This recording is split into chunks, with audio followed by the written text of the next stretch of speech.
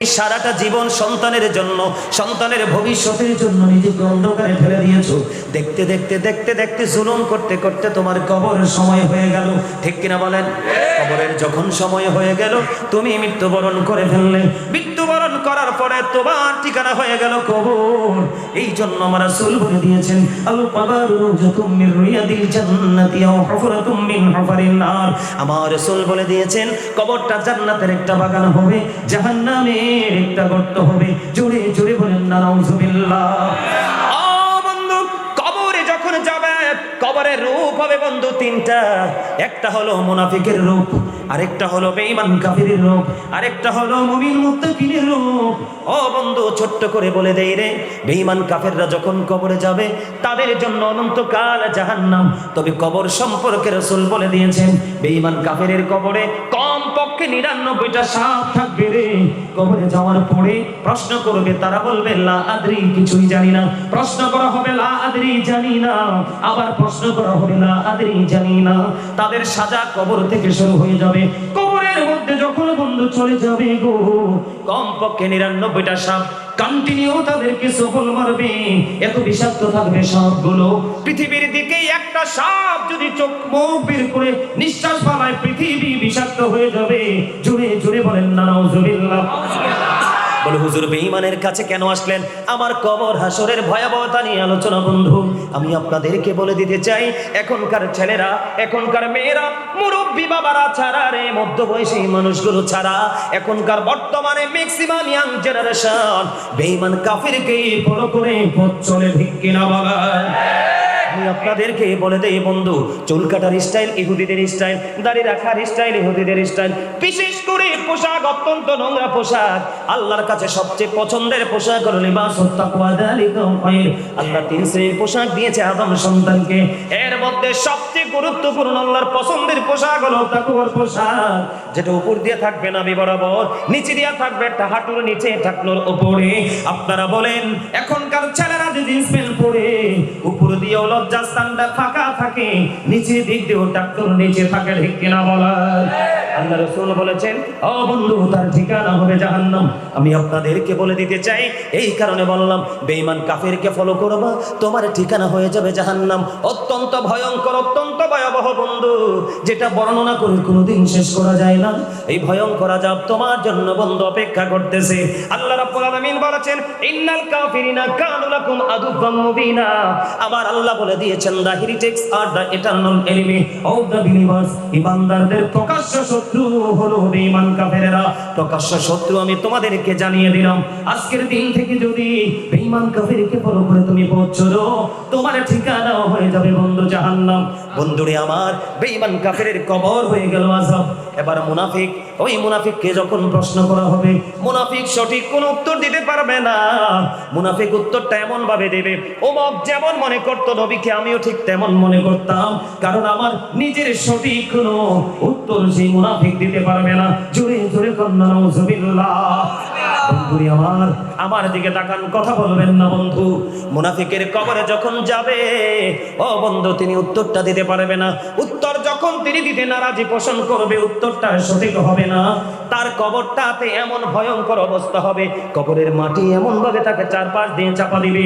চাপা দিতে দেরি রে, আল্লাহ রাসূল বলেছেন বন্ধু, তার একটা হাড় ভেঙে আরেকটা হাড়ের মধ্যে ঢুকে যাবে। জুড়ে জুড়ে বলেন না নাউজুবিল্লাহ। কি হয়ে যাবে? কবরটা একটা জান্নাতের বাগান হবে, আরেকটা হবে জাহান্নামের একটা গর্ত। বন্ধু, মুনাফিকের জন্য কবর হয়ে গেল জাহান্নাম। মাটি এমন ভাবে চাপা দিবে, একটা হাড় ভেঙে চলে যাবে, একটার মধ্যে আরেকটা ঢুকে যাবে। কান্নাকাটি করবে, চিৎকার করবে, হাহাকার করবে। ওই যে আমি বলেছি, আল্লাহ বলেছেন, ওমারি যালিমিনা মিন আনসার। তোমার বিপদ খুবই নিকটে। যখন বিপদ তোমার সামনে করে এসে যাবে, তুমি তোমার কাউকে সাহায্যকারী হিসাবে খুঁজে পাবা না। বন্ধু, সবচেয়ে বড় দুঃখের খবর হলো রে, সবচেয়ে বড় আফসোসের খবর হলো, দুনিয়ায় যখন মানুষগুলো বিপদে পড়ে যায়, কোনো না কোনো মানুষ সাহায্যের জন্য ছুটে আসে। মানুষের ঘরে যখন খাবার থাকে না, কেউ না কেউ তার খাবার নিয়ে হাজির হয়ে যায়। মানুষের হাতে যখন কোনো টাকা পয়সা থাকে না, কেউ না কেউ তার জন্য টাকা নিয়ে হাজির হয়ে যায়। কেউ যখন অসুস্থ হয়, ট্রিটমেন্টের জন্য হসপিটালে নিয়ে যায়। কিন্তু ওপারটা তো ভয়ঙ্কর হবে, কবরের পর থেকে ওই তোমার শেষ বিচার পর্যন্ত বন্ধু এত ভয়ঙ্কর হবে রে। আমার আল্লাহ বলে দিয়েছেন মুনাফিকের আযাব তো শুরু হয়ে গেল। রাসূল এনশিওর করে দিয়েছেন, সুনিশ্চিত ভাবে জানিয়ে দিয়েছেন হাদিস শরীফের মাধ্যমে বন্ধু কান্নাকাটি করতে থাকবে, চিৎকার করতে থাকবে। আল্লাহ বলেছেন, ওরে হতভাগা, সারাটা জীবন আলেমরা তোমাদেরকে ওয়াজ করে শুনিয়েছে, মসজিদে যখন সত্য কথা বলেছিল ঘাট ধাক্কা দিয়ে তুমি ইমামকে বের করে দিয়েছিলে। ও বন্ধু, যখন আলেমরা সৎ কথা সত্য কথা যখন স্টেজে বসে বলেছিল, তোমার ভালো লাগেনি, রাস্তায় তাকে আক্রমণ করেছো, ঠিক কিনা বলেন? আমি আপনাদেরকে বলে দেই, আমার দিকে তাকান। এই যে দেখেন দাদা ভাই, এই যে দেখেন আমার হাতের এই যে দেখেন আমার এগুলার মধ্যে পাথর ঢুকে গেছিল বন্ধুরে। আমার পুরো অঙ্গের মধ্যে আঘাতের চিহ্ন আছে। আমি আল্লাহকে বলেছি, আল্লাহ এইগুলো আমি কাল হাসরের দিন কবরে নিয়ে যেতে চাই। কাল হাসরের ময়দানে আমি দেখাবো আমার দোষ কি ছিল, আমার এমন পরিণতি কেন হলো বন্ধু। দুঃখে দুঃখে এই কারণে বলতেছি, ইমাম সাহেবের কথা, আলোচকের কথা যখন তোমার ভালো লাগবে না, যদিও তিনি সত্য বলেছে, তুমি রাস্তার মধ্যে তাকে আক্রমণ করেছো, ঠিক কিনা বলেন? বন্ধুরে আমার, এই জন্য আমার আল্লাহ বলে দিয়েছেন, লা ইয়ামুতু, তুমি যতই দুঃখ যতই যন্ত্রণা পাও রে, আমার আল্লাহ বলে দিয়েছেন, লা ইয়ামুতু, people will not die that day, সেদিন মানুষগুলো বাঁচতে পারবে না। ও বন্ধু, আমার আল্লাহ বলেছেন, লা ইয়ামুতু, people will not die that, সেদিন মানুষ মরতে পারবে না। আল্লাহ বলেছেন, ফিহা ওয়ালা ইয়াহিয়া, people will not be able to live that day, সেদিন মানুষগুলো বাঁচতেও পারবে না। আমার আল্লাহ বলেছেন, ওয়া হুমান হাবিবুন, people will not be able to escape that day, সেদিন মানুষ সেখান থেকে পালাইতেও পারবে না। জোরে জোরে বলেন না নাউজুবিল্লাহ, আর জোরে বলেন না নাউজুবিল্লাহ। বন্ধুরে আমার, আর যারা মুমিন হবে, আমি কবরের মধ্যে থাকতেছি, আমি আপনাদেরকে বলে দিতে চাই বন্ধু, আর যারা মুমিন, ও বন্ধু মুমিন যারা হবে, মুমিনকে যখন প্রশ্ন করা হবে, ছট করে বলতেছি, প্রশ্নের উত্তরগুলো ফটাফট দিয়ে দিবে রে। যেই ফেরেশতাগুলো প্রশ্ন করার জন্য আসবে, তারা কালো বর্ণের হবে, তাদের চক্ষুগুলো বন্ধু নীল হবে। তারা এসে ওই আল্লাহ প্রিয় বান্দাকে বসাবে, বসানোর পরে বন্ধু তাকে প্রশ্ন করা হবে, একটার পর এক নন স্টপে একটার পর একটা উত্তর তিনি দিয়ে দিবে। দিয়ে দেওয়ার পরে এবার ফেরেশতারা সঙ্গে সঙ্গে বলে দিবে, আমরা জানতাম তোমার উত্তরটা এমন প্রেমময় হবে। জোরে জোরে কন্যা সুবহানাল্লাহ। আমরা জানতাম রে তোমার উত্তরটা অত্যন্ত যথাযথ হবে। তুমি কেমন করে এলেম অর্জন করেছো, তুমি কেমন করে উত্তরগুলো দিয়ে দিয়েছো। ওই মুমিন সারাটা জীবন বন্ধু দুনিয়াকে কিছু সময়ের জন্য রেখে দিয়ে আপনাদের মতো আজকে সব ছেড়ে দিয়ে জান্নাতের বাগানে এসেছে, আর মনে মনে কল্পনা করেছে অত দূর সুদূর কুমিল্লা থেকে গাজী সুলাইমান আসছে রে, ওনার কথাগুলো শুনবো আর আগামী দিন থেকে মানার চেষ্টা করব। এই স্বপ্ন নিয়ে যারা আসছে, দিন দিন আমল করতেছে, ঈমানকে মজবুত করার শিক্ষা নিতেছে, আল্লাহ দিন দিন আপনার অতীতের গুনাহগুলো মাফ করে দেয় রে। আজকে আমি বলে দেই, আপনার শেষ জীবনের আমলের উপর নির্ভর করে আপনার আমল নামা রেডি করা হবে।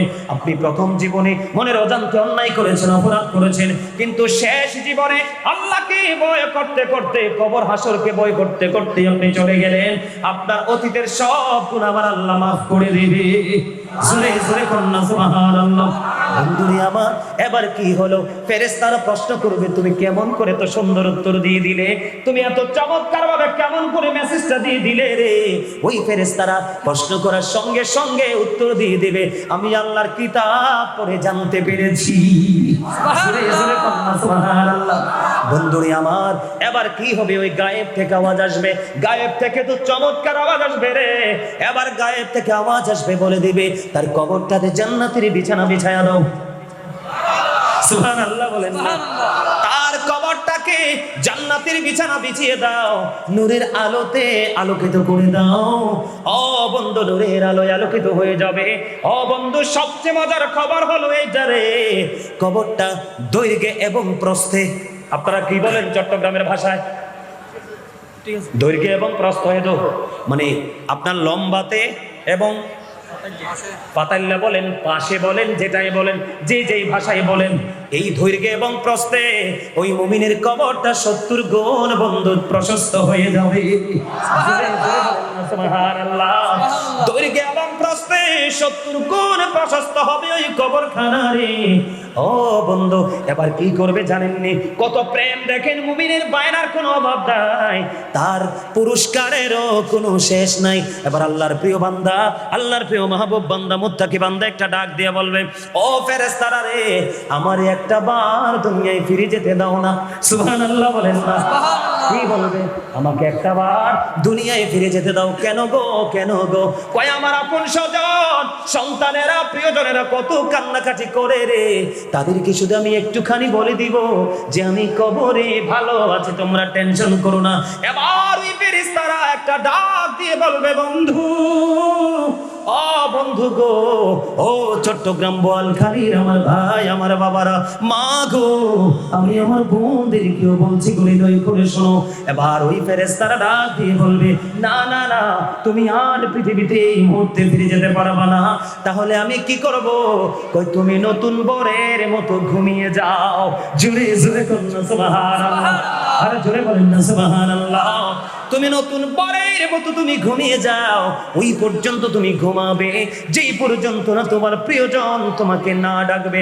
তার মানে আল্লাহ যেদিন তোমাকে ডাকবে রে, সেদিনই তোমার ঘুম ভাঙবে। জোরে জোরে করুন সুবহানাল্লাহ।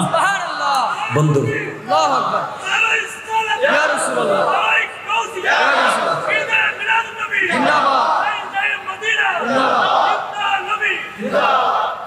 আমি তো আপনাদের রং চাইতেছি, আমি দেখেন না মাইকটা সাইডে একটু এদিকে এসে গেছি, উনি যে নারায় দিচ্ছে, আপনারা কি এগুলোর সাথে তাল মিলিয়ে নারায় দিতে পারেন না? পারেন না? পারেন না? না পারলে কিভাবে হবে? সুন্নিরা সবাই স্লোগান দিতে শিখতে হবে, ঠিক না? সবাই, কেউ নিজেকে দুর্বল মনে করতে পারবে? আরো জোরে বলেন, পারবেন? আরো জোরে বলেন। তাহলে কি হয়ে গেল? মুমিনের কবর জান্নাত হয়ে গেল, আর কোনো টেনশন আছে না। আরো ধরে কর না, এবার হাজার হাজার লক্ষ কোটি কোটি বছর পার হয়ে যাক না, কোনো সমস্যা তো নাই। আরো ধরে বলেন, সমস্যা আছে? কোনো সমস্যা নাই, ঠিক কিনা বলেন? এই জন্য বন্ধু, জুলুম নিজের উপর নিজে করছেন, একজনের হক মারতেছেন, ঠিক কিনা বলেন? আমি যদি কবর নিয়ে আর একটু আলোচনা করি, একটু আলাদা আলাদা ভাবে। কবরের আযাব, কবরটা বিভিন্ন ভাবে বিভিন্ন কারণে মানুষের আযাব হবে বন্ধু।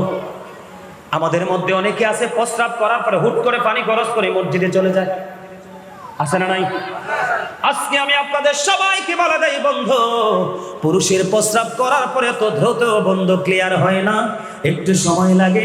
আপনাকে এক্সারসাইজ করতে হবে, হাঁটাহাঁটি করতে হবে, ঢিলা ব্যবহার করতে হবে, টিস্যু ব্যবহার করতে হবে। যখন যেটা হাতের নাগালে থাকে আপনাকে এক্সারসাইজ করে, যখন আপনি মনে করবেন আপনার প্রস্রাবটা ক্লিয়ার হয়ে গেছে, তখন আপনি ওযু করে নামাজে দাঁড়াবেন, পবিত্র কোনো কাজে করবেন। বলে, হুজুর এখানে কেন আসলেন? এখানে আসার কারণ হলো সাদ বিন মুআজ রাদিয়াল্লাহু তাআলা আনহু ইন্তেকালের পরে ওনাকে যখন দাফন করা হলো, আমার রাসূল সাহাবায়ে কেরামদেরকে ওনার কবরের পাশে দোয়া করতেছিলেন। এবার আমার রাসূল বললেন, তার কবরের পাশে দাঁড়িয়ে দাঁড়িয়ে দোয়া করার মানে কি জানেননি?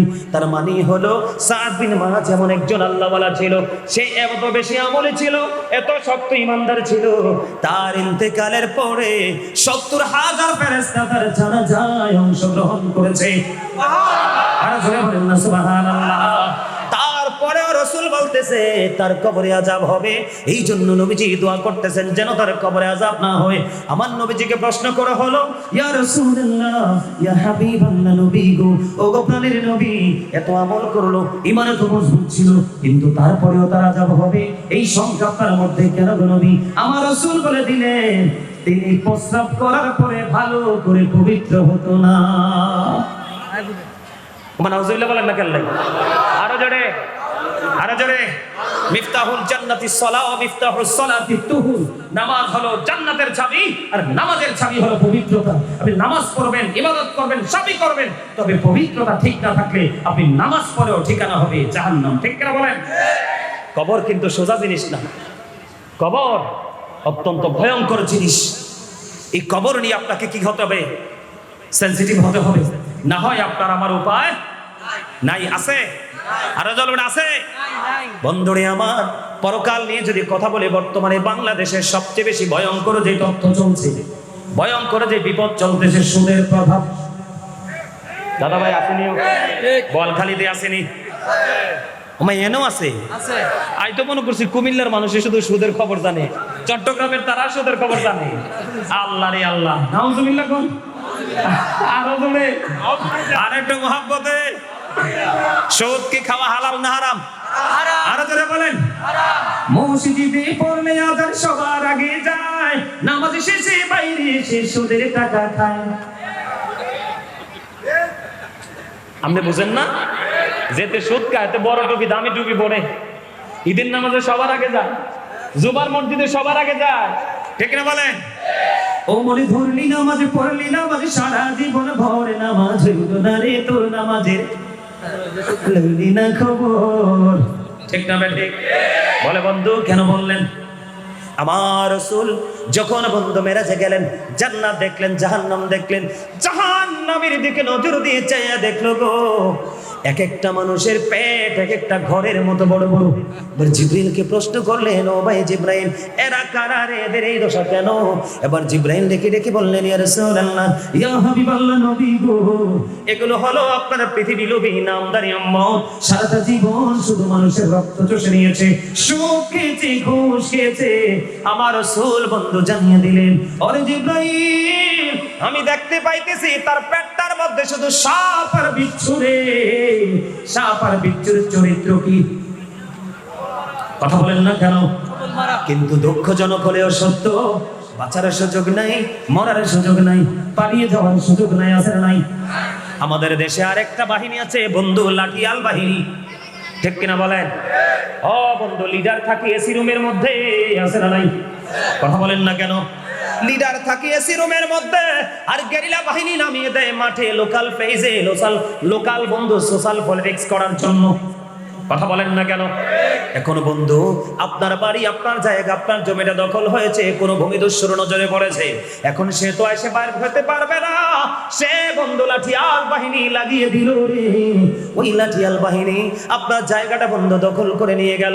আপনার এই যে যারা দখলদার জায়গা দখল করবে, আল্লাহ রাসূল বলেছেন, 1 বিঘা জায়গাকে জোর করে দখল করবে অবৈধভাবে, তার গলায় 7টা পৃথিবী মালা বানাইয়া ঝুলাইয়া দেওয়া হবে। জোরে জোরে বলেন না নাউজুবিল্লাহ। আমি আপনাকে বলে দিতে চাই, আর যেই ব্যক্তি উনি অপরাধী জানার পরেও, ও বন্ধু, ভয়ঙ্কর অপরাধী জানার পরেও ওই জালেমকে যে সাহায্য করবে, সহযোগিতা করবে, আল্লাহ রাসূল বলেছে তাকে আল্লাহ রাব্বুল আলামিন মুসলমান থেকে খারিজ করে দিবে। জোরে জোরে বলেন নাউজুবিল্লাহ। তাদের ঠিকানা কোথায়? তাদের ঠিকানা কোথায়? তাদের ঠিকানা হলো জাহান্নাম। আছে না নাই আমাদের মধ্যে? আরো জোরে বলেন। সৌদ আছে না নাই? আরো জোরে বলেন। জোর করে জায়গা দখল আছে না নাই? এই সবগুলোর ঠিকানা হবে কবর, আর এই কবরের মধ্যে সবচেয়ে ভয়ঙ্কর জায়গা হলো বন্ধু জাহান্নাম, ঠিক কিনা বলেন? আমি আপনাদেরকে বলে দেই, সকল অপরাধকে আমি একত্র করে ফেললাম, একজন মানুষ জাহান্নামী হয়ে গেল। আল্লাহ রাসূল সরকারে মদিনা তিনি জানিয়ে দিয়েছেন, ও বন্ধু, জাহান্নামের কত ভয়াবহতা আমার রাসূল জানিয়ে দিয়েছেন। জাহান্নামের সবচেয়ে কম আযাব হলো রে আগুনের এক জোড়া জুতা। নাউজুবিল্লাহ বলেন না। ওই বোয়ালখালীর মানুষ, এই মরণ যে কেমন হবে রে, কবর বন্ধু কেমন জানি হবে, কার কবরে কি জানি হবে রে বন্ধু, কবর এত ভয়ঙ্কর। ও বন্ধু, আগুনের একটা জোড়া জুতা পরিয়ে দেওয়া হবে। এইটা দুনিয়ার কোনো আগুনের মতো নয়, আমার রাসূল জানিয়ে দিয়েছে, হাদিস শরীফের মধ্যে এসেছে। বন্ধুরে আমার, এই দুনিয়ার মধ্যে মানুষ অপরাধ করবে, অত্যাচার করবে, জুলুম করবে, মানুষের কলিজা ছিঁড়ে খাবে, এইটা আমার আল্লাহ জানতেন। আমার আল্লাহ এই জন্য জানিয়ে দিয়েছেন বন্ধু, যারা বন্ধু আগুনে পূর্বে আগুনের এক জোড়া জুতার মালিক যারা হবে রে, তারা তো মনে করেছে দুনিয়ার আগুনের মতোই হবে বুঝি। না না না, জাহান্নামের আগুনটাকে বন্ধু 1000 বছর তাপ দেওয়া হয়েছে, আগুনের রং হয়ে গেছে বন্ধু সাদা। নাউজুবিল্লাহ বলেন না। আগুনের রং হয়ে গেল সাদা। আল্লাহ রাব্বুল আলামিন আরো 1000 বছর আগুনের আগুনটাকে তাপ দিয়েছে বন্ধু, আগুনের রং হয়ে গেছে বন্ধু লাল। আল্লাহ রাব্বুল আলামিন বলতেছে না না না, এই আগুনে হবে না। ও বন্ধু, আরো 1000 বছর আগুনটাকে তাপ দিয়েছে, আগুনের রং হয়ে গেছে কালো রে। ও বন্ধু, মানুষের হক নষ্ট করো না, মানুষের কলিজায় আগুন দিও না, মানুষের সাথে মিথ্যা কথা বলো না। আমি আগেই বলেছি, দুনিয়া একটা বড় ধোঁকার জায়গা রে। এই ধোঁকার মধ্যে থেকে মানুষ সম্পদের বোঝা পাহাড় গড়ে সন্তানের জন্য আমার আল্লাহ বলে দিয়েছে, যেই দিনের জন্য তুমি এগুলো জোগাচ্ছ, ওই কঠিন দিনে একটাও তোমার কোনো কাজে আসবে না। জোরে জোরে বলেন না নাউজুবিল্লাহ, আরো জোরে বলেন না নাউজুবিল্লাহ। বন্ধু, আপনি যদি ভালো কাজ করেন, আমি আপনাকে বলি জাস্ট একটা এক্সাম্পল ছোট্ট করে, বিসমিল্লাহির রহমানির রহিম। কোরআন তেলাওয়াত করলে আল্লাহু আকবার বলা লাগে, এটা জানেন না? জোরে কম, আরো জোরে, আরো জোরে, আরো জোরে। আমার কাছে মনে হয় ওয়াজ করতেছি আমি আর ক্লান্ত হইতেছে ওরা। এই আপনাদের জন্য কি বিরিয়ানির ব্যবস্থা করা লাগবে? শরবত লাগবে? আমার কাছে মনে হয় পিছনের তারা 1 সপ্তাহ ধরে কিচ্ছু খায় না। কি ভুল কইছি? আমি একলা কইলে হয়তো আপনারা তো দেখতেছেন ওদের অবস্থাটা কোন। তো বন্ধু আমার দিকে তাকান, শুধুমাত্র জান্নাতে যারা যাবে তাদের একটা এক্সাম্পল দেই, মুমিনের একটা এক্সাম্পল দেই। মুমিনের জন্য আমার আল্লাহ জান্নাতের মধ্যে 4টা নহর বরাদ্দ রাখবে রে। কয়টা নহর? হাত তুলে দেখান না কয়টা। সবাই সবাই সবাই ডান হাত তুলে 4টা দেখান। কয়টা? 4টা নদী। হাত নামান, আমার দিকে তাকান। একটা নদী হলো বন্ধু দুধের নদী, একটা হলো মধুর নদী, একটা হলো শরবতের নদী রে, আর একটা হলো পানির নদী। জোরে জোরে সুবহানাল্লাহ। আপনি আল্লাহর প্রিয় হয়ে গেছেন গো, আপনার জন্য আল্লাহ 4টা নদী 4টা নহর বরাদ্দ রাখলো। আপনি দুধ খেয়ে ভালো লাগে না, আপনি মধু খাবেন, ইচ্ছে মতো পান করেন। মধু খেয়ে ভালো লাগে না, আপনি শরবত খাবেন। আমার আল্লাহ পুরো নদী বরাদ্দ দিল গো। আপনি বন্ধু শরবত খেয়ে নেন, আপনি শরবত খাইতে পানি খাইতে ইচ্ছে করতেছে, আপনি ওই নদী থেকে পানি ইচ্ছে মতো পান করে নেন। ও বন্ধু, জান্নাতীদের জন্য সবচেয়ে বড় প্রেমময় কথা হলো, আপনি যতই খাবেন, যতই বন্ধু ভিতরে ঢুকাবেন, আপনার পায়খানা হবে না, প্রস্রাব হবে না, মলমূত্র ত্যাগ করবে না, ঢেকুরের সাথেই ফিনিশ। সুবহানাল্লাহ কন্যা, আরো জোরে কন্যা সুবহানাল্লাহ। বন্ধুরে আমার, আর আমি বিপরীত দিকে যাই। বন্ধু, জাহান্নামী যারা, অপরাধী যারা, তাদের ঠিকানা কত ভয়ঙ্কর হবে। ওই জাহান্নামীদের পানির তৃষ্ণা যখন লাগবে, কলিজা ছিঁড়ে চৌচির হয়ে যাবে, পানির জন্য চিৎকার করবে, হাহাকার করবে রে। ও বন্ধু, হাদিস শরীফের মধ্যে এসেছে, জাহান্নামীরা পানি পানি করবে, পানি যখন চাইবে, আমার আল্লাহ তাদের জন্য ভয়ঙ্কর পানি ব্যবস্থা করে রেখেছে। এত গরম, এত উত্তপ্ত গরম পানি বন্ধু তাদের জন্য বরাদ্দ করে রাখা আছে। যখন তাদের প্রাণীর তৃষ্ণা লাগবে রে, পানি পানি করবে, আমার আল্লাহর অর্ডারে তাদের মাথার মধ্যে গরম পানিটা ঢেলে দেওয়া হবে। গরম পানিটা ঢালতে দেরি বন্ধু, এটা ভিতরে ঢুকতে দেরি করবে না রে। ভিতরের মধ্যে ঢুকতে দেরি, 2 রানের মধ্যে খাম দিয়ে ভিতর থেকে সব কিছু লেগে উঠবে, গলে গলে পড়বে। তুমি কাঁদতে থাকবা, তুমি চিৎকার করতে থাকবা, তুমি হাহাকার করতে থাকবা। সেদিন তোমার এই হাহাকার কেউ শুনবে না। ওই যে বলেছি, তুমি চাইলে মরতেও সেদিন পারবা না, তুমি চাইলে সেদিন বাঁচতেও পারবা না, তুমি চাইলে সেদিন ওখান থেকে পালাইতেও পারবা না। জোরে জোরে বলেন না নাউজুবিল্লাহ। বন্ধুরে আমার, এখানেই শুধু ক্ষান্ত নয় বন্ধু, আপনি কি অন্য কাউকে দোষ দিতে পারবেন না নিজের অপরাধের জন্য? না না না। কে রামান কাঁদি কাঁদে বসিয়া, সকল কর্ম লিখিতেছে হুকুমনিয়া, আল্লাহর হুকুমনিয়া। 40 কদম হাঁটিয়া আসবি সজন, মুনকার নাকির হাজির হইবি রে তখন। ঘুমটা খুলিয়া সওয়াল করিবেন তখন, 40 কদম হাঁটিয়া আসবি রে সজন। ঠিক না বে ঠিক? বন্ধুরে আমার, এটা যেমন সত্য, আরো বড় সত্য হলো বন্ধু, আবার আল্লাহ বলে দিয়েছেন, ওয়া ইদাল কুবুরু বুসিওয়াত আলিমাত নাফসুম মা কদ্দামাত ওয়া আখরাত। জোরে জোরে বলেন আল্লাহু আকবার।